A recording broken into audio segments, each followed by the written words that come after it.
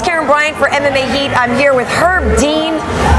You know, basically the man everybody looks to as the #1 ref in MMA, and we're here at the Fight Academy in Pasadena. Thanks for taking some time today, Herb.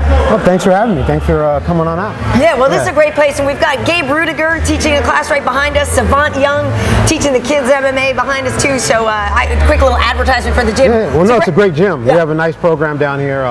You know, world-class instruction. Absolutely. And we also even have we do amateur events here, the Proving Grounds. It's a great place. It's a real family-oriented gym. We have a lot of activities going on. We have potlucks and barbecues. It's a good time. Absolutely. Well, actually, if people look at our MMA Heat channel, they know that we've shot Proving Grounds before and come here and had a great time. So, absolutely recommend. Yeah, there's a reggae band at Proving Grounds. Yeah. Nice. And there's a full bar, too. Not that I'm into that kind of thing. Yeah, no, never. Not that I'm into that. Well, listen, Herb, obviously, after UFC 166, there's been a lot of talk about Junior Dos Santos and, you know, how he was doing in that fight. I want to talk to you about that and basically also about your ref school and why, you know, how you see reffing in MMA. But if we can start with the junior stuff, because that was such an intense fight. And I guess the first question is people want to know from you, was there ever a point when you thought you should stop that fight? Oh, yeah. When I referee a fight, especially a hard round like what Junior went through, there's many points where I'm always about to stop it. I'm always in position. I'm watching every moment. I'm watching what these guys are doing. And yeah, there was many times where I was very split-second close to stopping it. And then that's not the first time with any fight. A lot of fights I refereed, it's always very split-second decisions. Because it seemed like, yeah, the third round, I guess, was the closest probably that you came, yes? No? Yes, definitely. And it's interesting, too, though, because just when you think Junior's out, he's not. So he would come back and throw something. So, I mean, I know you always sort of err on the cautious side of letting the fighter live to fight another day. And is that what made you think, all right, Junior's still here in the fight? Well, the thing about it is, first of all, as you know, we can't tell what somebody's experiencing. We can't tell, you know, I don't know what injuries he has or what he's going through. All I can do is judge it by, hey, he got hurt. Is he recovering? And does he have a will to continue to fight? And does he have the ability to still fight? And I didn't stop the fight, and after that he was still throwing. He was still a definite threat. He was throwing punches that I believe would have knocked a mere mortal out. Any other, if it wasn't Cain. Cain definitely has a chin. Yes. Cain can definitely take a punch. The punches that he was throwing afterwards, I would not want to be hit by them. And he was even able to go after submission. So yeah, I felt that he was until I did stop it, I felt that he was in the fight and had a chance of winning. Yeah, that moment, it's kind of crazy because he basically knocked himself out, right? He was securing the choke, which apparently was very deep, and fell down and knocked himself out. So you saw immediately that he's gone now. Well, I saw this. Well, he wasn't totally gone. I saw him secure the choke. I saw, I'm not sure exactly how, I believe that Cain was doing a defense to the choke. I believe that there was some, you know, he was rolling. He was doing what he should do to get out of it, and in that process, he landed directly on his head. You land, I mean, whether it's padded or not, you land directly on your head. You know, you're over 200 pounds. We've seen guys knock themselves out like that before. He did hit his head. When he came up, Cain was there throwing punches, but he wasn't really controlling him as far as position is concerned. And Junior at that point chose to cover, which is a lot different than what I'd seen him do earlier, where if there's a position, a chance for him to face his opponent, no matter how hurt he was, he always chose to face. So at that point, it was time for me to stop it. Junior really is an incredible fighter. Like you said, most mortals would have checked out a long time earlier. And now, it's interesting too, though, a story came out where Junior said that he didn't remember the fight, that he thought he lost in the second round. And some people think, that's not good and that's not good for the sport. What do you make of that? Because I certainly have talked to fighters who have won fights, who said, I don't remember. I remember, Buffer introducing me and then I'm done. And so it's not really a question of trauma. It's a question of them just getting in there and in the moment and not remembering. Well, here's the things I want to say. for someone's memory to, that's a common thing. When you go through an intense experience, whether you're taking blows or not, if you have, when you get that adrenaline dump where you're in an experience where you're having an intense moment where you feel as if you're fighting for your life, where you have that type of intense moment, your memory of that is never what when you're watching something calmly, and it's I don't claim to understand exactly how memory works. I've talked to a lot of smart people about it, and they claim they don't understand exactly how it works. What I can say is that that's not an uncommon experience, to not remember the night of an MMA fight. I've had MMA fights where or in kickboxing matches where I didn't receive very hard blows, and my memory of it, I do not remember it at all. And people are telling me, "Man, you just did this, and that." And I'm really? Did I really do that? Because I remember you were throwing down. Right? Yeah, I was like, no, you know. So someone, yeah, that's not surprising. Right. That given what he went through and the intensity of that match, that he doesn't remember. Right. And we should point out that several times the doctors came in there. So while it is obviously your job in there to keep an eye on the fighters, there's doctors too. There's other people looking out for them. Right. Yeah. Well, that's my job. Is I'm there to keep them from taking any unnecessary injuries. If they're able to defend themselves, if they're able to get back in the fight, if they still have the ability to fight, that's what I'm there to figure out. I have doctors there to help me to see if this person is medically safe to fight. And those doctors that I was working with that night, they're no chumps. I mean, those are some really good doctors. One of them, I believe, is a lieutenant colonel in the military. They're exceptional as far as doctors are concerned. And I spoke with them before, and we always do that. The medical staff and the officials, the referees, we spend some time talking to each other, getting to know each other, and I felt very comfortable with bringing them in. Yeah, there were times, I mean, that fight was just so intense. I mean, there was so much up and down with it. I applaud the job that you guys do looking out for them, but I know it's a very hard job. Yeah. Because I know for just as many times that somebody might critique you and say you let it go too far, there's guys going, "Why'd you stop that fight so early, Herb?" Right? Exactly. So, you know, that's not, I know that I have my own conscience that I need to be true to, and we have some criteria we've established as far as for when we're to stop fights and when we're not, and that made it. You know, I think that it was a rough fight and it was rough to watch. And you know, and sometimes when the champion fights, it's like watching Anderson Silva and him doing some beautiful moments. Sometimes, you know, part of being a champion is having a match that's real ugly and it's hard to watch. But I'm not gonna make a decision that's gonna take someone's dreams and hopes and everything that they've sacrificed for because it's a little bit rough to watch. You know, was the bleeding, is that a danger? No, you can.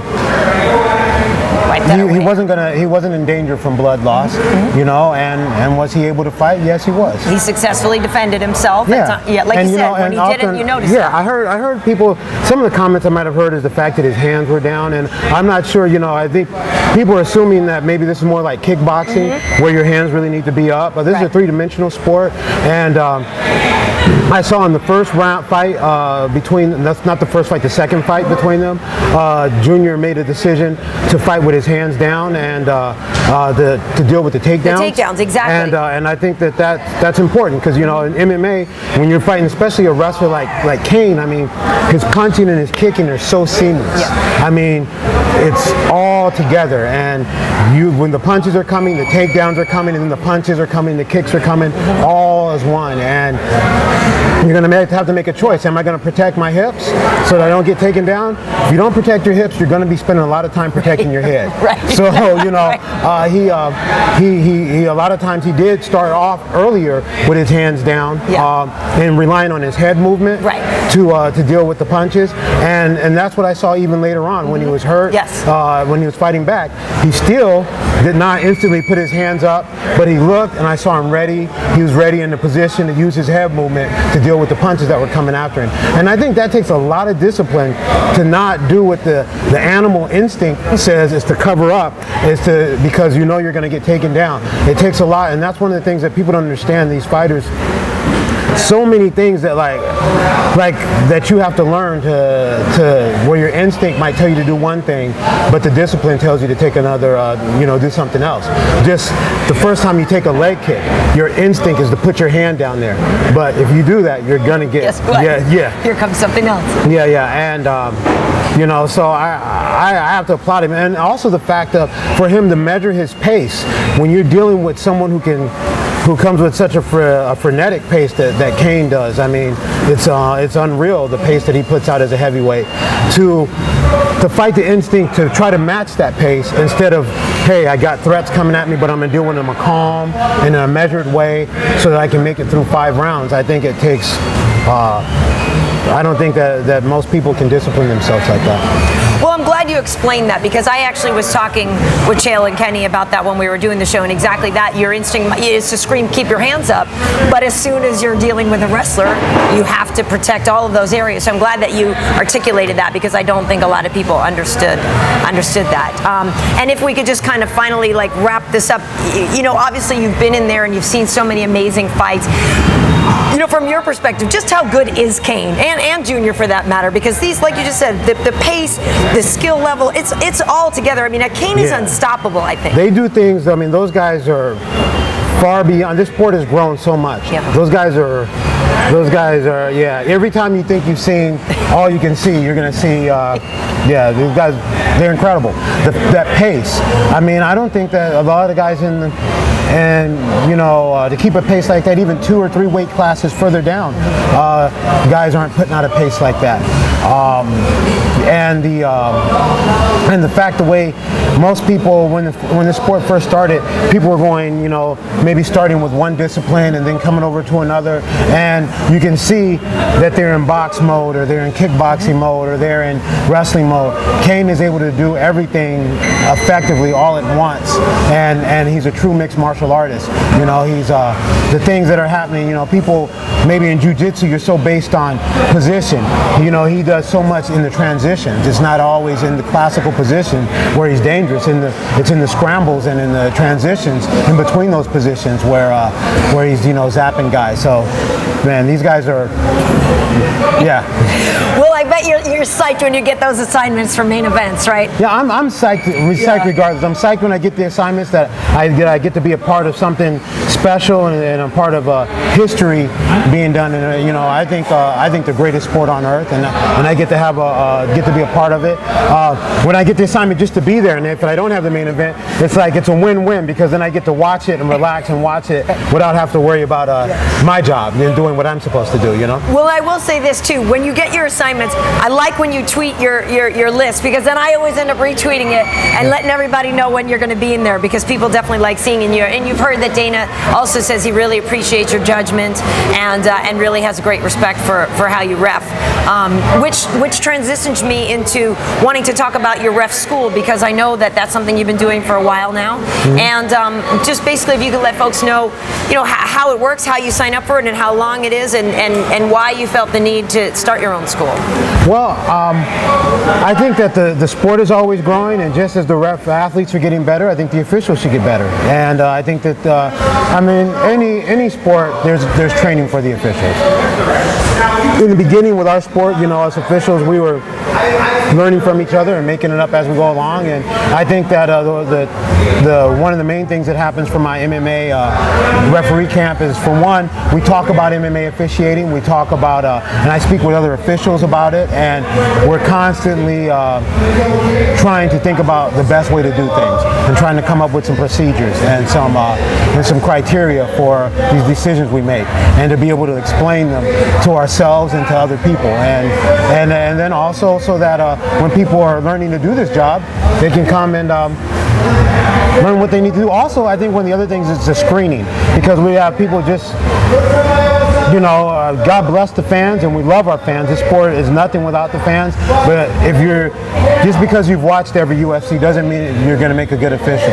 And so we want to make sure that there's people who have some background in the sport, and people who understand the techniques that they're evaluating. And so that's one of the things we do at my referee camp. You can go to herbdean.com and sign up for it. That's where you find out about the next date. We usually do a shadow event. We do the shadow event here, yes. and people can. So not only do you get to go there and learn, if you actually pass, then you come and you work at the event, you work an amateur event, and if you don't pass, then we get you in here shadowing anyway and doing some of the other things like being an inspector, a timekeeper, and things like that. So that's my goal, is to try to get people in here. How long is the program? How many weeks? Well, it's the thing. Or is it a seminar? Is it an intense It's a seminar. It's an intense seminar. We go long days. We go, 12-hour days. And then what it is I send you, when you sign up, I send you the study guide. And I, suggest people sign up a couple of months out, because there's a lot of information I send you. And so you're able to go over that, and then... So you're ready. Yeah, so then when you come, then we go over that stuff, and people can ask some good questions. I won't name him, but a friend of mine took your course one time and said that he didn't pass because basically he got too caught up in the action. And so when the fight is playing out, he wasn't able to separate himself and think, oh yeah, I should probably, stop this, or he ended up getting too caught up in it and forgot, his job in there. Do you find that that is a normal reaction people have, and maybe not that they're caught up, but a hesitancy? What's the hardest thing to get right? Yeah, well, that comes with experience, because when you're first in there, yeah, you do get caught up in what you're looking at and what you're doing, and man, it's something pretty intense going on in there, and you're right in there with it. But yeah, you have some responsibilities, and so you always got to know that be focused on what your responsibilities are. Yeah. And we know that you, like we were just talking about, have kickboxing experience and full-on MMA experience in all the disciplines yourself. How important is that? I mean, why? Obviously, I would think it would give somebody a greater understanding, but can somebody just truly be a student of the arts mentally and be a good ref? No, if you do not have experience in the techniques and experience practical, because even if you understand all the techniques and know what they look like, applying them when someone does not want to let you, there's a lot of details you need to understand to apply them live.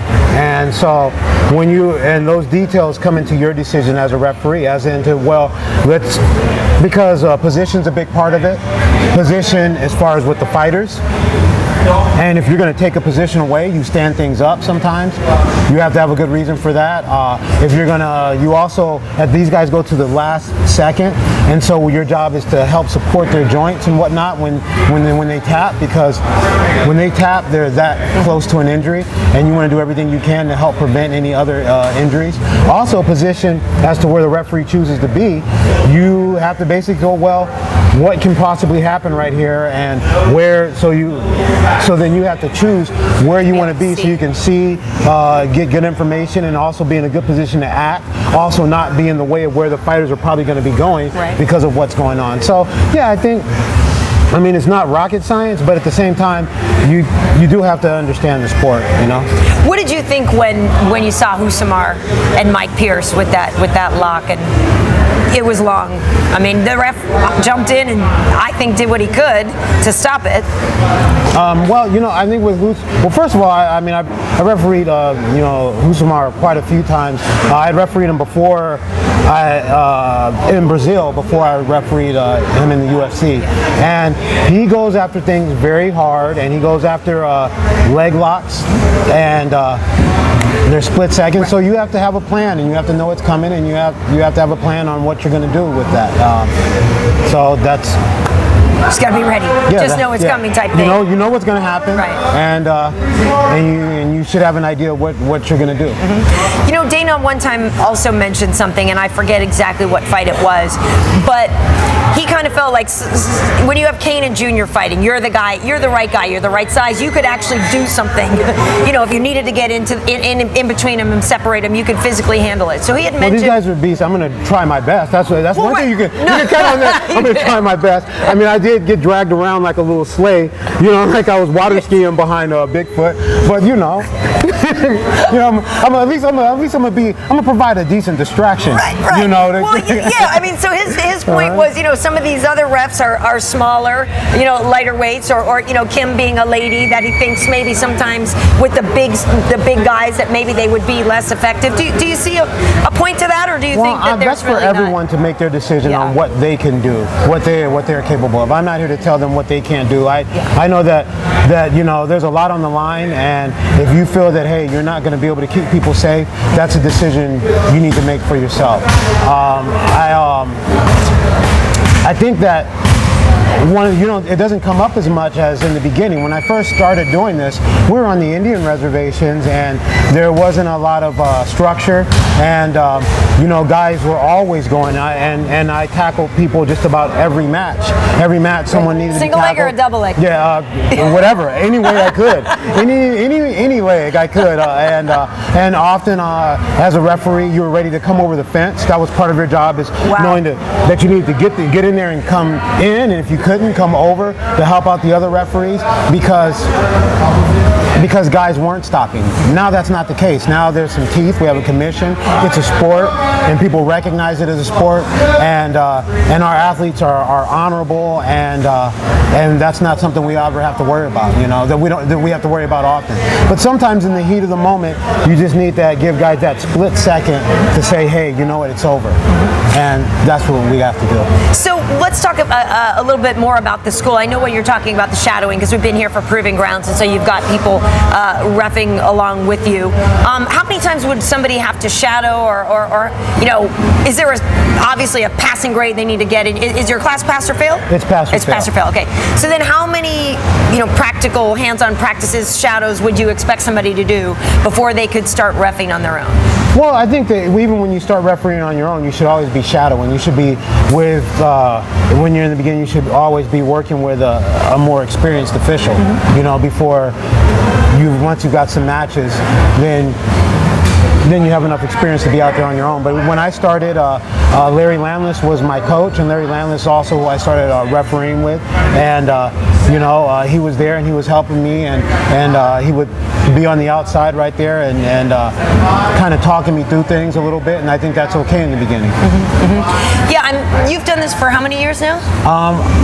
About 14 years. I think I started in about 99. And what was it that made you think you wanted to make the transition into being a ref after competing? Well, I would still compete every now and then while refereeing, and when I was competing, it wasn't like I'm like these other guys who need to compete all the time. I like doing the sport. Every now and then I thought, hey, maybe I should get in there and give me something to look forward to. Yeah. My coach was a referee, and in the beginning of our sport, everybody, we all pitched in. That was just one of the things I did to pitch in. I've set up the cage. I've built cages numerous times. I've been cornering people numerous times. I've passed out flyers for events. I've set up the chairs. Refereeing, officiating was one of the things I did in the beginning of our sport. While we're that's just the way it was in the beginning, and that was something that kind of stuck for me. The first time I did it, I realized, wow, this is something that's really, I didn't realize how important the job was until I was in there and thought, man, this is the most important fight for this person right now. And for some people, the most important fight is the most important event in their life, actually. That's how dedicated some of these people are. And this person can get injured in here, and I need to balance that, his injuries with his dreams and hopes. And that's when I realized, wow, okay, I went home and gave some serious thought at this job that was gifted to me. And so, yeah, from then on, I started trying to do it as much as I could. Yeah. And I'm not expecting you to name names if you do or don't want to, but are there other refs that you feel also along with you, like best, are representing the job to the best and or not pulling their weight? There's a lot of good officials out there, and there are a lot of people that I wonder why they're here. Yeah. If they don't have a background in martial arts, why are you here doing the sport? And I believe there are some officials out there that don't have a martial arts background, so I don't understand why they want to officiate a sport that they don't love enough to train, if not compete in, And then there's other, but there are a lot of good officials out there. There's more and more good officials, and we have, as the sport comes along, there's more and more good officials coming up. Cool. And lastly, I can't leave without asking you. I know, Josh Rosenthal is somebody that you used to work with quite often and stuff. Do you get to write letters to him at all? Have you heard from Josh at all? Josh and I, you know, we send messages to one another. He didn't even use a phone. Okay, he has cool. a phone, so I've gotten a phone call from him. And is he doing all right? Yeah, he's in there. He's doing his thing. You know, he's doing all right. He's paying his debt to somebody. I'm not going to say he's paying his debt to society, because since I don't think that society as a whole feels that he has a debt to pay to them. But some people feel that you know, he's got a debt to pay, so that's what he's doing. And he's you know, this is going to be behind him, and he's going to be moving on with his life. You know. Nice. And so, what's the next event you're going to be reffing?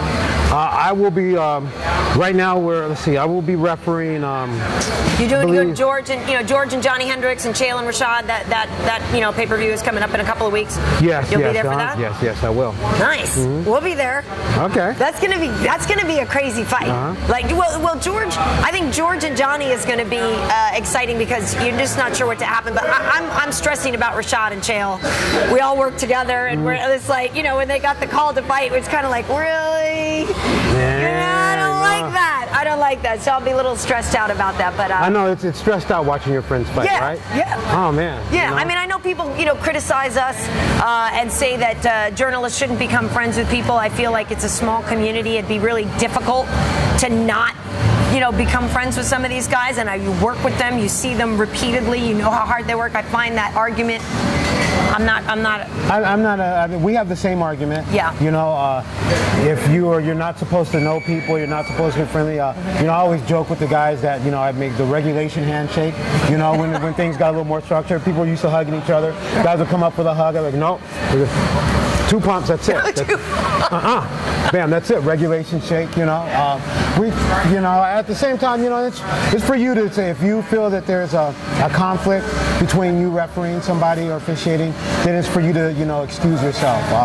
The thing about our sport is, man, I think that the rougher a sport is, I feel the guys, you know, they handle themselves really well. You know, I see a lot of aggressive behavior in a lot of sports where there's limited contact. So guys are able to pour it on the line, and then afterwards they're very calm, usually very respectful, and that's a you know, blessing. Also, the athletes, they want to win, and they want to win fairly. So I don't think that, even though somebody, you might know them or they might have talked to you in passing, I don't think they're going to be expecting preferential treatment. You know, I think they would feel cheated by you if you were to do that. Most of the guys that I know in the sport would. I believe that. And I also believe the argument, too, for my side of it is that breaking a barrier and becoming closer to somebody often leads to better interviews. Maybe they'd be more likely to tell you something because you've built somewhat of a friendship and a trust level, and therefore they're more comfortable with you. Well, yeah, exactly. So. Well, there's you know, you have to get, like, as far as you're concerned as a journalist, you have to get to know people. Yeah. People have to trust you and want to do an interview with you. There's some people who maybe I'm not so interested in doing an interview with them. I'm not sure if they, you know, it's a hard job, I think, to be a journalist, to come up with something exciting and something that's going to get people and interest them every day.